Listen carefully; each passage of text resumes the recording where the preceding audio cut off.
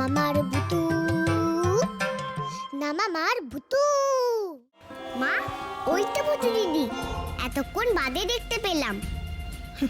আমি জানতাম, ঠিক জানতাম ভুতুকে ছাড়া মৌলির পক্ষে এরকম ম্যাজিক দেখানো সম্ভব নাকি। ভুতু পাকামো করে ওদের দুজনকে এক করার চেষ্টা করবে, নির্ঝরের জীবনে মৌলিকে নিয়ে আসবে, সেটা তো আমি মেনে নিতে পারবো না। নির্ঝর আর মৌলির ঘনিষ্ঠতা বাড়াতে দেওয়া যাবে না। ভুতু জিজ্ঞাসা করছে যে আমরা বেস্ট ফ্রেন্ড হলাম কিনা।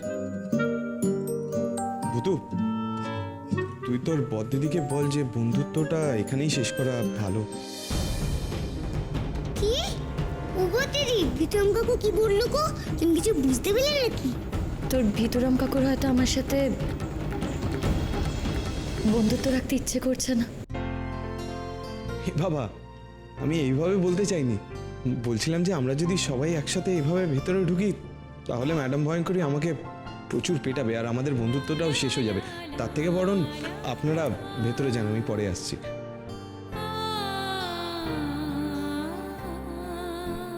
ভুতু চল। এখন আসছে না কেন বলতো? দেখো গিয়ে সমস্ত টাকা উড়ে আসছে। না না, নিজের চোখের জন্য টাকা জমাতে হবে না। দাঁড়া না, একবার বাড়িতে পাটা দিতে দে, সঙ্গে সঙ্গে পাকড়াও করবো। সকলে ভাবে দাঁড়িয়ে আছে কেন? যেন বদিদিকে মারবে। এই যে মহারানী, আসার সময় হলো। মামুনি,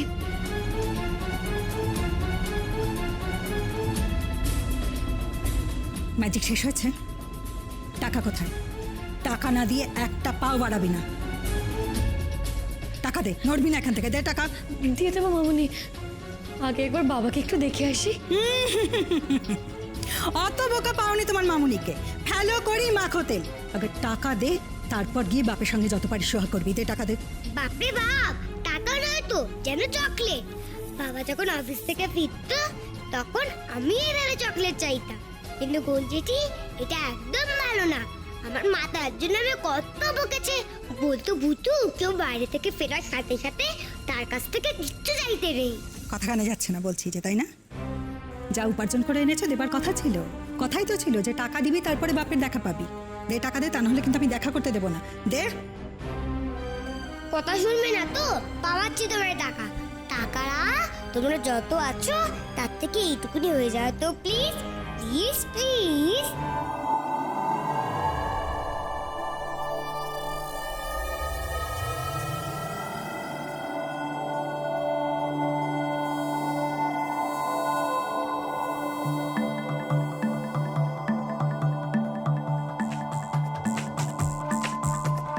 কি মাত্র এই করে টাকা?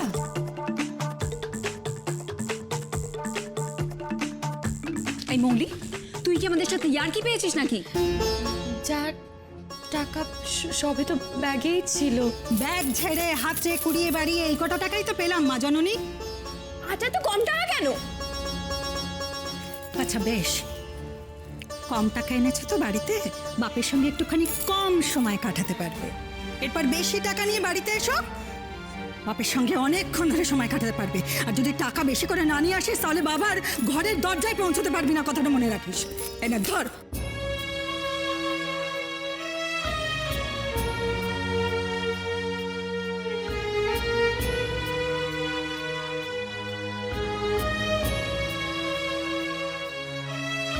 বাবা,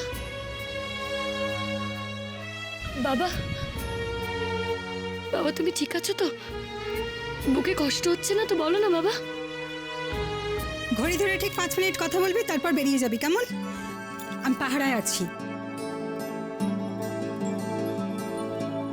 মদির কত কষ্ট করে টাকা রোজগার করলো তোমরা কথা রাখতে, তা তুমি মদিকে একটু ঘরে থাকতে দিচ্ছ না? মৌলি, এসেছিস মা? হ্যাঁ বাবা। বাবা তুমি এখন ঠিক আছো তো? কষ্ট হচ্ছে না তো? আমাকে নিয়ে চিন্তা করিস না মা, আমার জন্য তোকে বেশি খাটতে হবে না। যে যাই বলুক। বাবা প্লিজ তুমি চুপ করো, তুমি এখন আমার জন্য ভেবো না। 5 মিনিট শেষ হতে আর 1 মিনিট বাকি।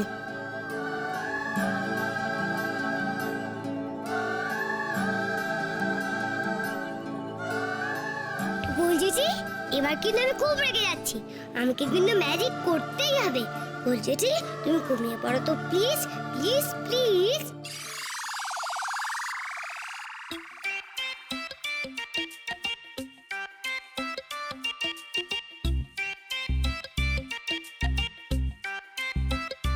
বল দিদি, গোল জেঠি ঘুমিয়ে পড়েছে। তোমার যতক্ষণ ইচ্ছা ততক্ষণ তুমি মালতীর সাথে গল্প করতে পারো। বাবা, তুমি খেয়েছো? না মা, মুখে স্বাদ নেই, কিচ্ছু খেতে ইচ্ছে করছে না রে। তা বললে হয়?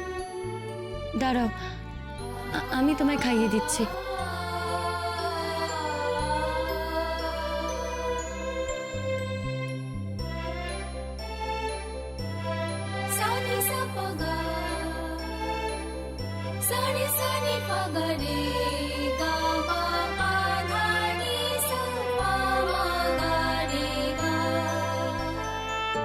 সত্যি মা, চোখটা গিয়েও তুই এতটুকু কাবু হুসনি। কি সাহস তোর, কি সাহস!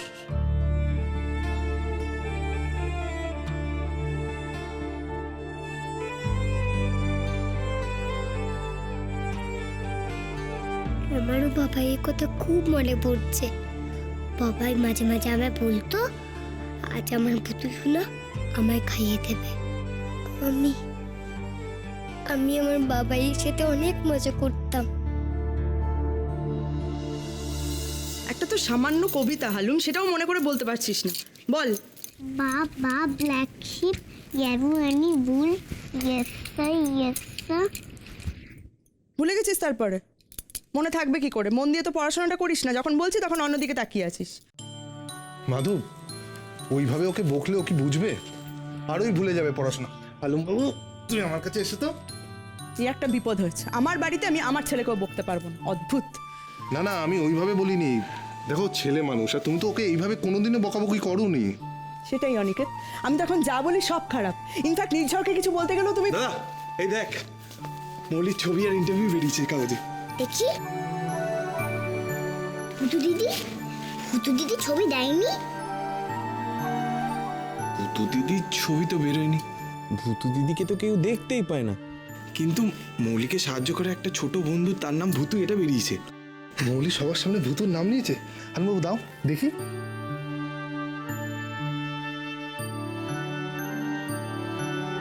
এই আদিক্ষেত আমি আর সহ্য করতে পারছি না। চলো ভানু, সকাল সকাল পেপার নিয়ে সময় নষ্ট করার মতন একদম টাইম নেই। তোমাকে স্কুলে যেতে হবে। আজকে আমি তোমাকে স্কুলে নিয়ে যাচ্ছি। কি হলো? এইসব বাজে জিনিস নিয়ে আদিক্ষেতা করার কোনো দরকার আছে বলেই আমার মনে হয় না অনিকেত। আদিক্ষেতের কি আছে? আমি তো পেপার রোজ এইভাবেই পড়ি। তা তো পড়বেই অনিকেত। সেলিব্রিটি, প্রতিবেশী অকারণে সেলিব্রিটি স্ট্যাটাস পাচ্ছে, তাকে নিয়ে নাচবে না? চলো হালুম, এসো। ছেড়ে দে দাদা, বৌদির মাথা গরম আছে। আমি বরং ঠাম্মাকে কাগজটা পড়িয়ে আসি। মৌলিটা যদি একটু পড়তে পারতো এগুলো, বোধহয় জানতেও পারবে না কিছু। বাবাই, ও বাবাই, তুমি কখন আসবে গো? কখন আসবে? সকলের তো নিজের নিজের লোক আছে, শুধু আমারই কেউ নেই। আমার নিজের মা বাবাই, ওরা আমায় ভুলে গেল কেন গো? এখন তো আমি মাম্মামের কাছেও যেতে পারবো না। মাম্মাম তো আমি আর ভালোবাসে না।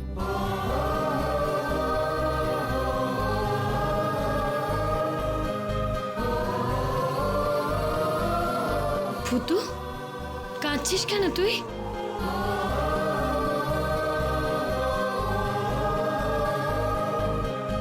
কি রে, এইভাবে ভুতু সোনা কাঁদলে সবার মুখে হাসি ফোটাবে কে? জানিস তো, আমিও তোর মতো একটা ম্যাজিক জানি। কি ম্যাজিক? তোর মুখে হাসি ফোটানোর ম্যাজিক। আমি ঠিক করেছি,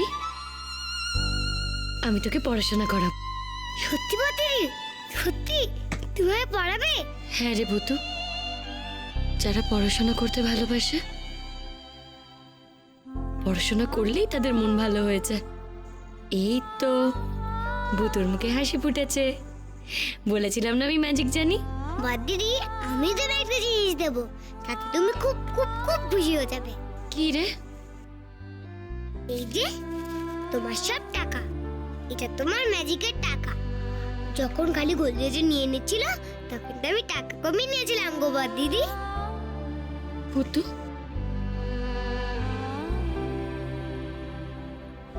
তুই আমাকে বদ দিদি বলে ডাকিস না? তুই সত্যি আমার ছোট বোনের মতো কাজ করেছিস রে। দিদি, আমার দিদি। বাবা, তুমি তো নিজে নিজেই খাচ্ছ, তাহলে আমার হাতটা কেন ধরে রেখেছো? তুই এক কাজ কর না মা, এমন একটা ম্যাজিক কর যাতে করে খাবারগুলো সব আমার পেটে চলে যায়। আমি খালি ভাবি যে তুই এত ম্যাজিক সব শিখলি কোত্থেকে বলতো মা? কি বলবো বাবাকে? আরে আরে ধর ধর ধর ধর ধর ধর ধর ধর।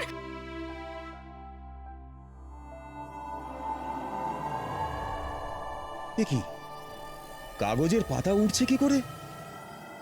হ্যাঁ রে মা, তুই কোনো ম্যাজিক ট্যাজিক করেছিস নাকি? না বাবা, আমি কোথায়?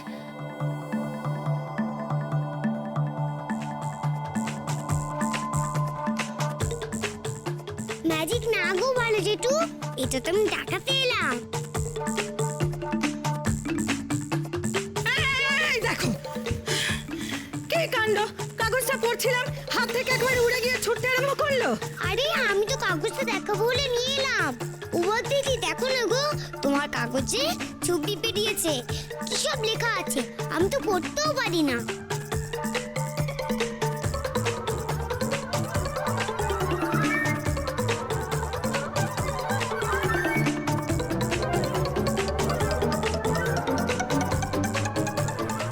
এ কি রে মা মৌলি, এই খবরের কাগজে তোর কত বড় ছবি বেরিয়েছে রে মা।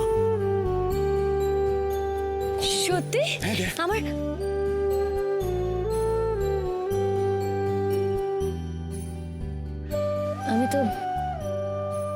আমি তো আর দেখতেই পাই না।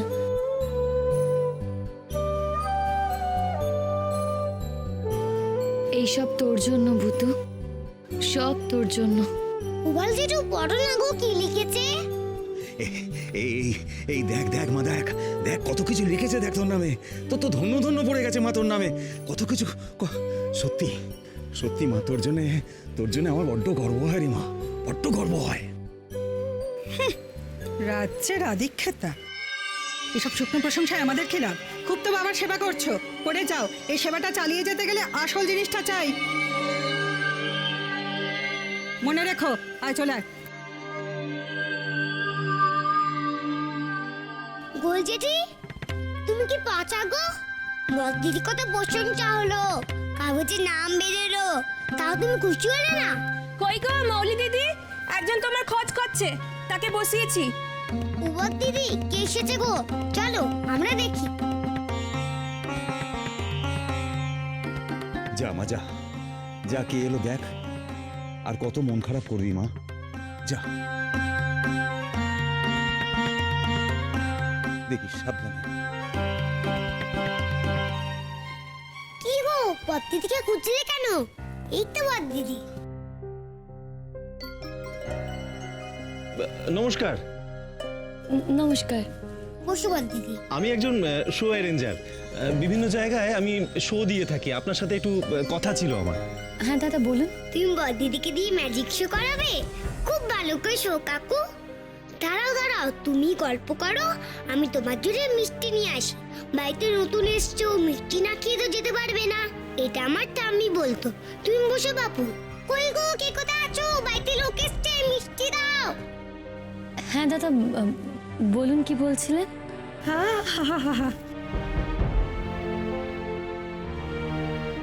দুটো মুড়ি নি। ও, মুড়ি আর মিষ্টি বেশ লাগে খেতে। গোল চিঠি, তুমি আমি কখন থেকে ডেকে যাচ্ছি, বাড়িতে একটা লোক এসছে, তাকে তুমি মিষ্টি দেবে না? ও, তুমি আলাদা করে মিষ্টি তুলে রেখেছো দেবে বলে? মুড়ি আর রসগোল্লা পুরো জমে যাবে। হ্যাঁ, এগুলো তোমার নাকি? তাই বাড়িতে যে এসছে সে কে খাবে শুনি? ও মিষ্টিরা, তোমরা একটা সুন্দর প্লেটে চলে এসো তো প্লিজ, প্লিজ প্লিজ।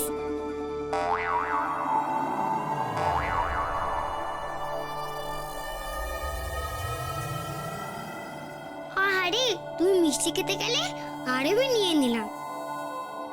ঠিক আছে, তুমি চপ মুড়ি খাও। আমার যে মা আগে ঝাল ঝাল লঙ্কার চপ বানাতো, সকলে কত ভালোবেসে খেত। ও চপরা, তোমরা এই বাটিতে চলে এসো তো প্লিজ, প্লিজ প্লিজ।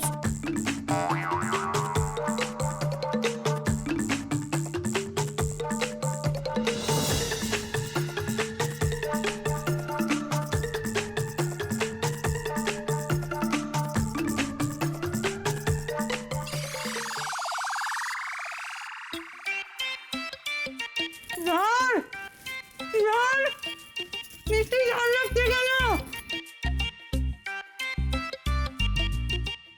ওরে বাবা রে, এই ম্যাজিক করেছে আমি জানি। আজকে তার একদিন কি আমার একদিন? কি জানেন ম্যাডাম, এখন যুগটাই প্রচারের। মিডিয়ার দৌলতে সকলেই আজকাল সেলিব্রিটি। আমি কোনো সেলিব্রিটি নই। বাহ, খবরের কাগজে কত ফলাও করে লিখেছে আপনার সম্বন্ধে, তাই বলছিলাম আর কি। লিখেছে এক ফোঁটা চোখে না দেখে আপনি নাকি অসাধারণ সমস্ত ম্যাজিক করে দেখাচ্ছেন। না মানে এসব বুঝতে একটু অসুবিধা হচ্ছিল তো তাই। এই না বসো কাকু, মিষ্টি খাও।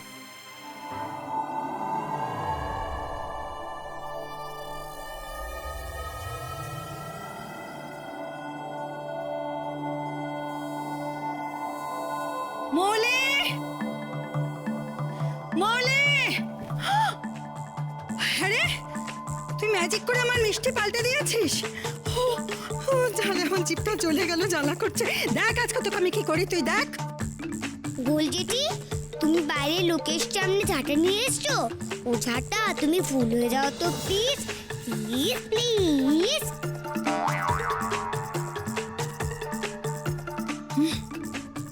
মানে আমার হাতের ঝাঁটাটাকে তুই ম্যাজিক করে ফুলের তোড়া বানিয়ে দিলি? হ্যাঁ,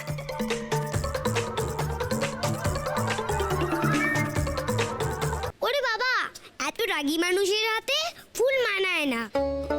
ও ফুল, তুমি বদ্দিদি হাতে চলে যাও তো প্লিজ, প্লিজ প্লিজ।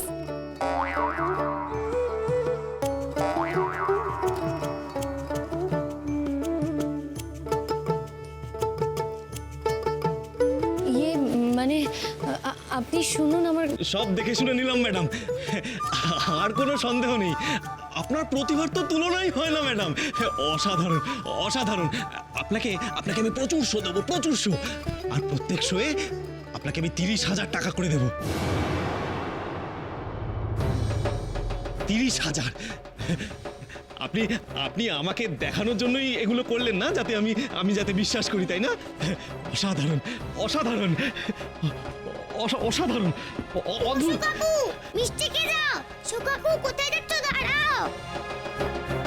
মৌলি, আহারে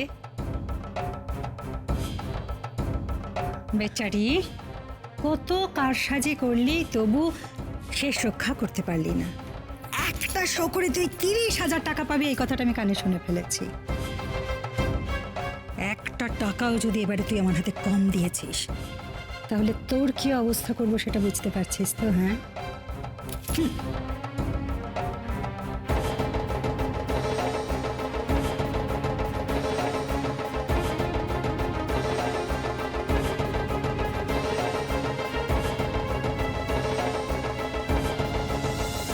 মৌলির ছবি আর ইন্টারভিউ বেরিয়েছে কাগজে।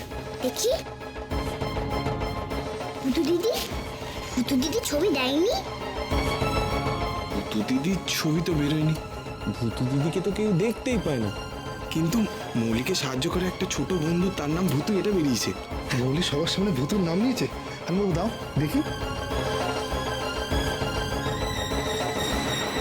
ওই মৌলি হলো যত নষ্টের গোড়া। কি যে করি ওই মেয়েটাকে নিয়ে, ক্রমশ যেন ঘাড়ে চেপে বসছে।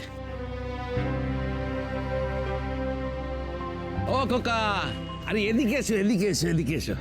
নাও এই ফুলের তোড়াটা নিয়ে যাও, আজ শিক্ষক দিবস, মাস্টারমশাইকে দেবে। হ্যালো, দিবি নাকি? ক্লাস টিচার ম্যামকে দিয়ে দিবি? দেবো। দেখি কত দাম এটা? 50 টাকা। বাবা, 10 টাকার জিনিস 50 টাকা নিয়ে নিচ্ছেন? আর এক দিদি তো দেবেন দিদি। ধরুন। এই কি দাদা, 50 টাকার দাম নিলেন এইটুকু একটা তোড়া, আর এই ফুলটা পচাই, দেখুন একটা ফুল পচা। আর রাগ করছেন কেন দিদি? দিন দিন ঠিক করে দিচ্ছি। আরে যাকে নিয়ে ঝামেলা সেটা না থাকলেই সব ঠিক। এই তোড়া থেকে ফুলটা বাদ দিয়ে দিলাম, পচা ফুল চলে গেল, তোড়া একদম ঠিক। হ্যাঁ, এই নিন।